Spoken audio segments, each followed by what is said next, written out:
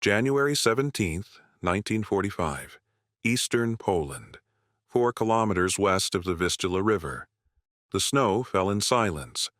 A German Panzergrenadier, 19 years old, crouched behind the shattered remains of a farmhouse wall. His breath came in sharp clouds. His hands, wrapped in filthy cloth, trembled not from cold, but from something deeper, something that had seeped into his bones over the past 6 months. He pressed his eye to a gap in the brickwork and looked east toward the tree line where the Soviets were massing. And then he saw them. Not 1, not 10, a column that seemed to have no end. Squat, angular silhouettes rolling forward through the snow, their engines growling in unison like the breath of some vast mechanical beast. Sherman tanks. American-made, Soviet-crewed, dozens of them painted in winter whitewash, advancing in a formation so broad it swallowed the horizon. The young soldier had been told that Germany was winning, that the Reich's superior engineering, its tactical brilliance, its unbreakable will, would triumph over the mongrel hordes of the East and West. But as he watched that iron tide roll closer, unstoppable, endless, he understood with sudden clarity that he had been lied to. This was not a battle. This was an avalanche. In the summer of 1940, German commanders stood in occupied France and gazed westward across the English Channel with the confidence of conquerors. They had shattered the French army in 6 weeks. They had driven the British into the sea at Dunkirk. Their panzer divisions, sleek, fast, coordinated, had rewritten the rules of modern warfare. Blitzkrieg was not just a tactic, it was proof of German superiority, a fusion of engineering excellence and ideological will. The Wehrmacht believed, with absolute certainty, that no nation on earth could match the qualitative edge of German armor. But they had miscalculated. They had failed to account for one fundamental truth. Wars are not won by the best tank. They are won by the most tanks. Between 1942 and 1945, the United States produced 49,324 Sherman tanks. 49,324. The number alone defies comprehension. It represents not just industrial output, but a philosophical difference, a chasm between 2 visions of war. Germany built the Tiger, a 70-ton masterpiece of engineering, nearly impervious, armed with the legendary 80-8mm gun. But Germany built only 100,347 Tigers. They built the Panther, sleeker and deadlier, a tank that could kill a Sherman at ranges the Sherman couldn't even dream of reaching. They built 6,000 Panthers. Impressive numbers by any measure, but the Sherman was not designed to be the best tank. It was designed to be everywhere, and it was. The Sherman was born not from a desire for perfection, but from a cold calculation of logistical reality. In the deserts of North Africa, across the hedgerows of Normandy, through the frozen forests of the Ardennes, along the muddy roads of Italy, and, across the endless steppes of Eastern Europe, the Sherman appeared in numbers that defied reason. It rolled off assembly lines in Detroit, in Ohio, in Illinois, factories that had once made automobiles now stamping out armor plate, forging cannon barrels, welding turrets with the same ruthless efficiency that had defined American mass production since Henry Ford first conceived the assembly line. German tank commanders, men who had been trained to think in terms of tactical superiority, found themselves facing an enemy that didn't need to be superior. A Tiger could destroy 5 Shermans before being knocked out. This was documented, repeated, almost mythologized in Wehrmacht after-action reports. But the Americans didn't send 5 Shermans. They sent 15, 20, 30. The math was brutal and inescapable. Quality, no matter how exquisite, cannot survive quantity on this scale. General der Panzertruppe Hasse von Manteuffel, a veteran of the Eastern and Western fronts, would later write in his memoirs, "We knew our tanks were better. But after Normandy, after the Falaise Pocket, after the Bulge, we learned that Better is a hollow word when you are outnumbered 10-1. You destroy 1, 2, 3 of their tanks, and still they come. You retreat, regroup, dig in, and when dawn breaks, there are more. Always more. It was not their crews that defeated us. It was their factories. The Sherman was a contradiction, a tank that German propaganda mocked as a Ronson, a reference to the American Lighter Company's slogan, "Lights, first time, every time." The name was cruel but not entirely unearned. Early Shermans had a tendency to catch fire when penetrated, the result of storing ammunition in sponsons along the hull sides. German crews called them Tommy Cookers when they faced the British, Emchas when they fought the Soviets. They learned to aim for the lower hull, for the ammunition storage, and watch the turret blow 30 feet into the air in a column of orange flame and black smoke. But the Americans adapted. By 1944, the Sherman had wet storage, ammunition racks surrounded by water glycerin jackets that reduced the risk of catastrophic cook-off. They added armor applique, welded plates, sandbags, logs, anything to give the crews a fighting chance. They improved the gun, moving from the 75 mm to the 76 mm, and later to the British 17-pounder in the Firefly variant, a weapon capable of killing even a Tiger from the front. The Sherman was not static. It evolved, iterated, improved, not because it was the pride of German engineering philosophy, but because it was the product of American pragmatism. Good enough was good enough, as long as you could make enough of it. And they did. June 7, 1944. Normandy, France, one day after D-Day. Oberst Ludwig Heilmann, commanding officer of the 5th Fallschirmjäger Regiment, stood in the ruins of Carentan and watched the horizon. He had fought in Crete, in Russia, in Italy. He had seen the worst the war could offer. But what he saw now made his stomach tighten with dread. Tanks, hundreds of them. Stretching back along the coastal roads as far as his field glasses could reach, an unbroken column of American armor rolling inland from the beaches. Shermans, mostly, but also tank destroyers, self-propelled guns, half-tracks, trucks, an entire mechanized army moving with a speed and coordination that should not have been possible. Heilmann had read the intelligence reports. He knew the Allies had landed. But knowing and seeing are different things. He turned to his aide, a young lieutenant barely out of officer school. "How many do they have?" he asked. The lieutenant checked his notes, his hand shaking slightly. "Estimates suggest 2,000 tanks in the invasion force, Herr Oberst, perhaps more." Heilmann was silent for a long moment.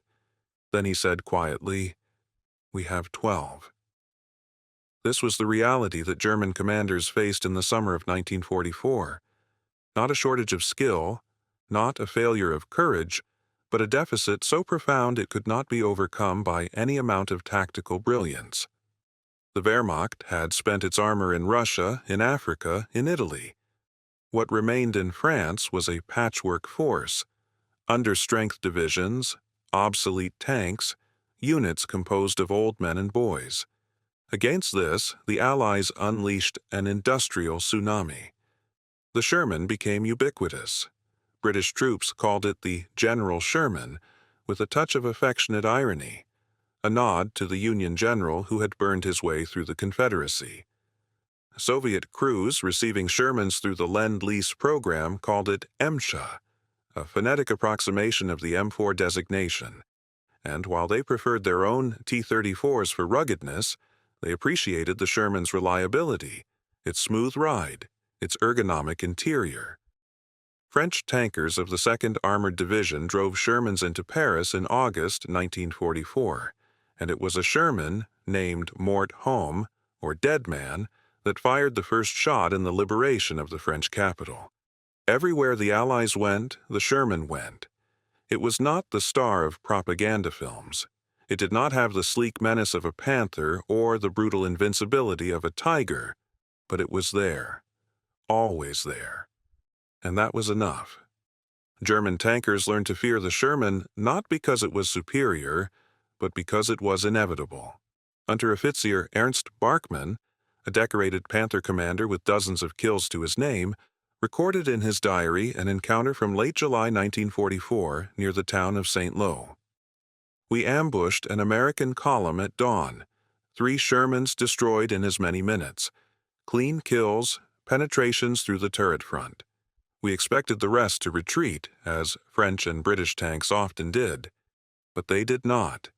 They spread out, flanked us from 2 directions, fired smoke, called in artillery. We destroyed 2 more, but they kept coming. By the time we withdrew, I counted 11 Shermans in that sector. 11. We had killed 5. Where were the other 6 an hour ago? Where did they come from? It is as if they are grown in fields, like wheat." This was the psychological burden that quantity imposed. A German tank crew might win an engagement, might knock out superior numbers, might retreat in good order, but the next day, the Shermans would be there again, fresh, refueled, rearmed. The Americans didn't need to win every battle. They only needed to keep showing up. The Sherman's true genius was not in its armor or its gun. It was in its logistical simplicity. The tank weighed 30 tons, light enough to be transported by standard rail cars, light enough to cross most bridges without engineers having to reinforce them.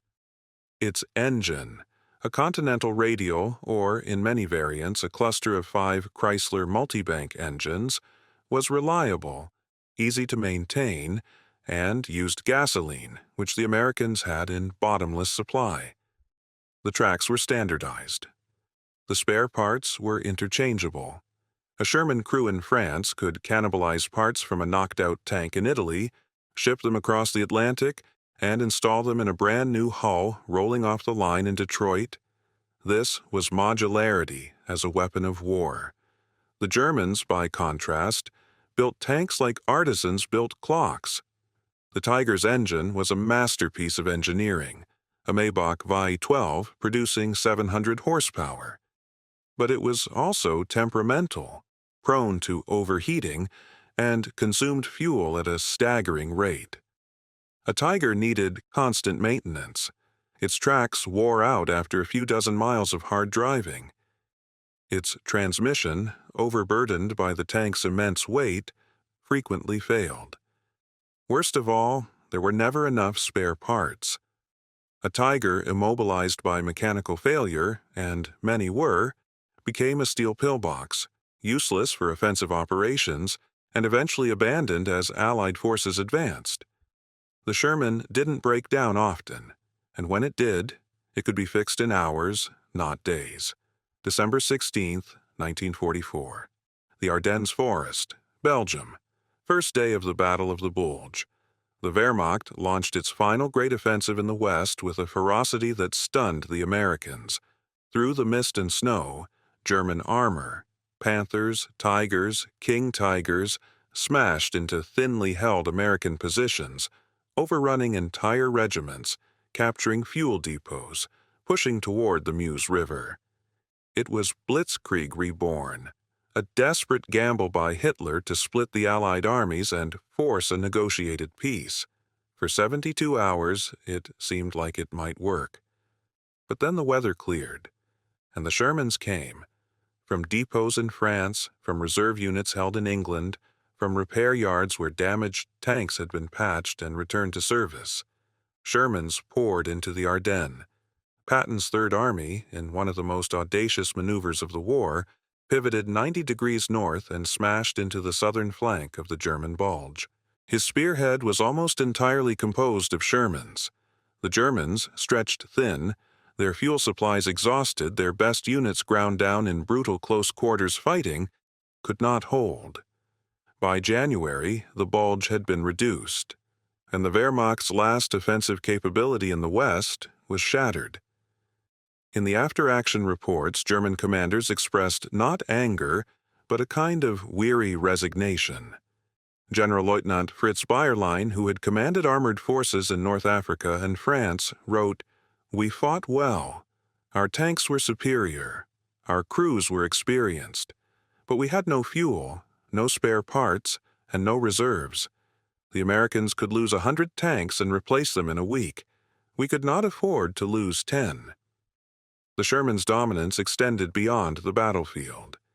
It became a symbol, an avatar of American industrial might. In Soviet Russia, where Lend-Lease shipments included over 4,000 Shermans, Red Army crews found themselves fighting in tanks that had been built in Flint, Michigan or Lima, Ohio, shipped across the Pacific to Vladivostok, and then transported by rail across the breadth of the Soviet Union. Soviet tankers, accustomed to the cramped, brutal simplicity of the T-34, marveled at the Sherman's interior. It had padding on the seats. It had spring-loaded hatches. It had periscopes that actually worked, radios that actually functioned, and a gyrostabilizer that allowed the gunner to fire accurately even while the tank was moving. These were small things, but in the grinding attrition of the Eastern Front, small things mattered. A Soviet tank commander named Dmitry Loza, who spent much of 1944 and 1945 fighting in a Sherman, later recalled, "The American tank was comfortable. We could fight all day without the exhaustion that came from simply operating the machine. The engine did not fill the cabin with fumes. The radio allowed us to coordinate with other tanks in our unit.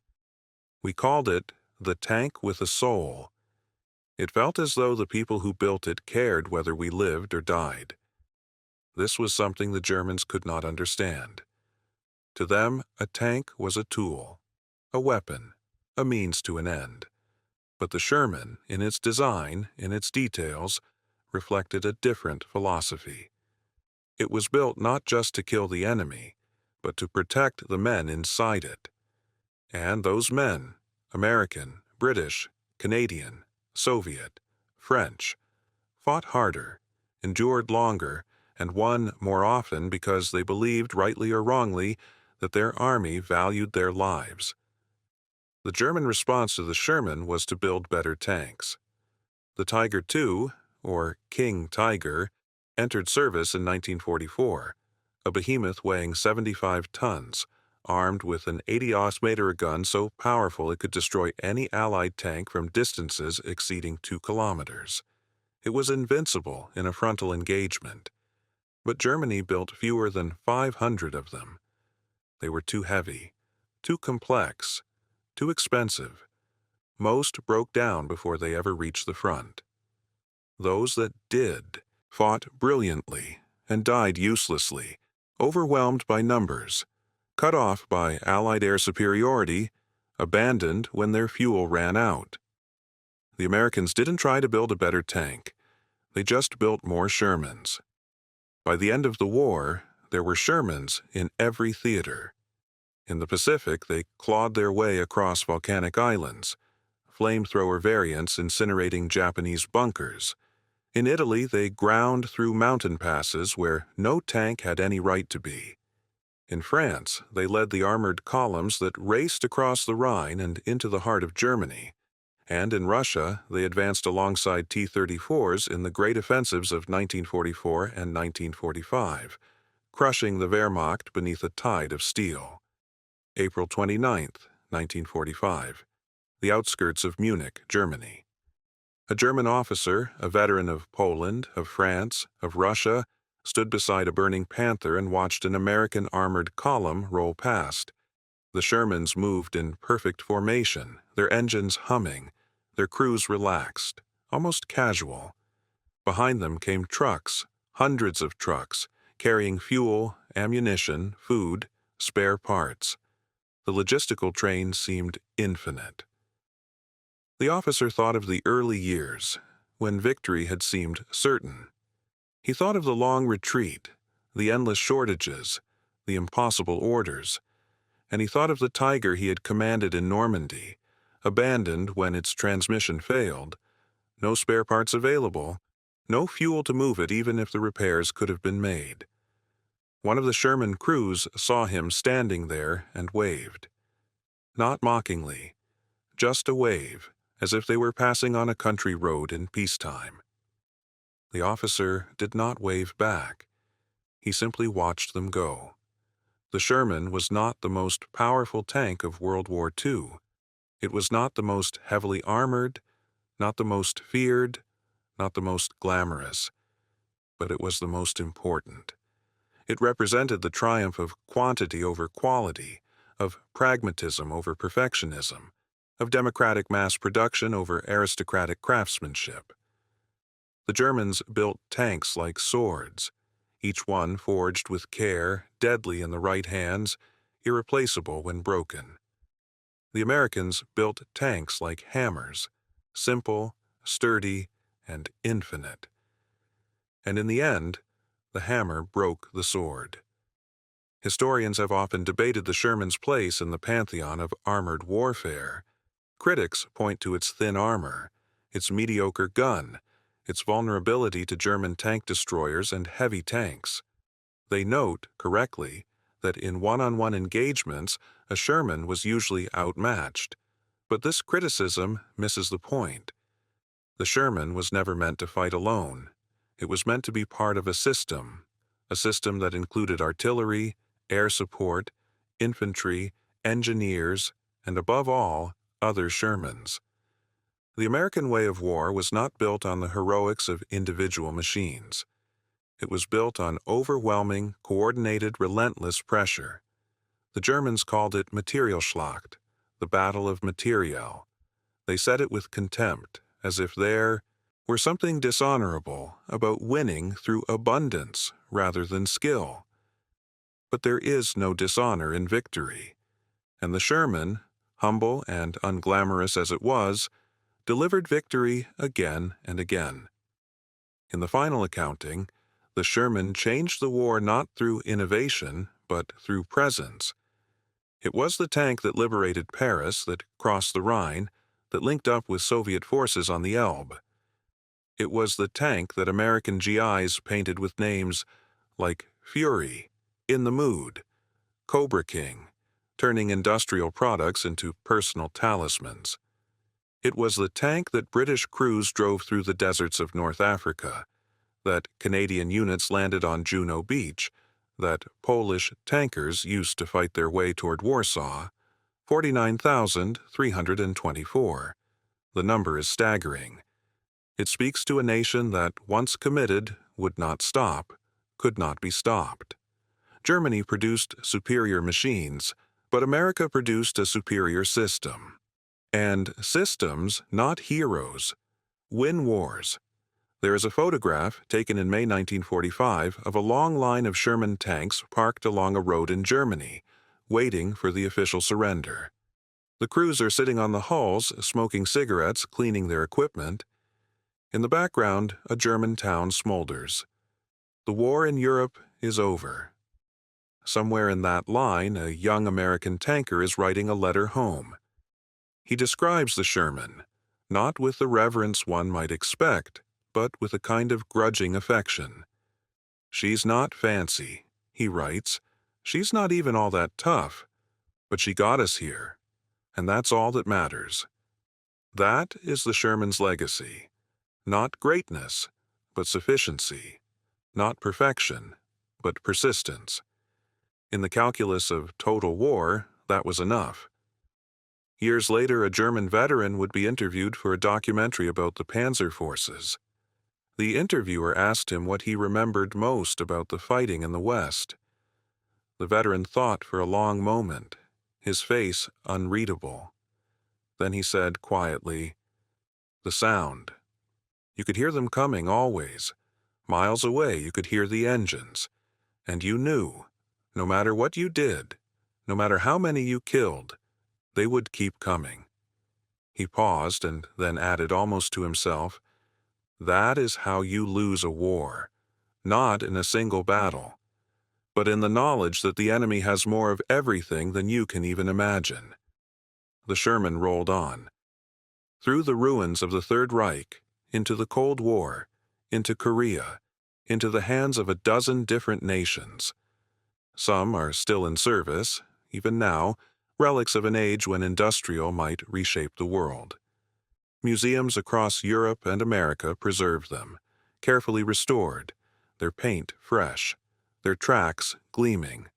Visitors walk around them, take photographs, read plaques detailing their specifications, but the numbers tell the real story.